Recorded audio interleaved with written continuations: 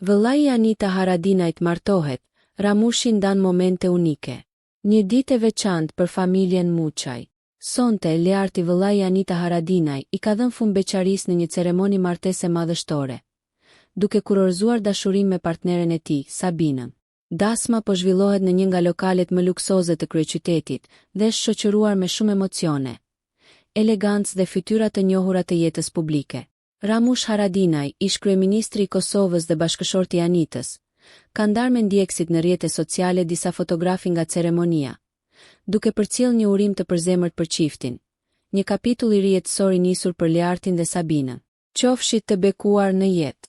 Në fotografitë e publikuara shihet çifti i lumtur pranë familjarëve dhe miqve të afërt. Ceremonia ka mbledhur një numër të madh të të ftuarve, përfshirë figura publike e të njohur nga jeta kulturore dhe politike.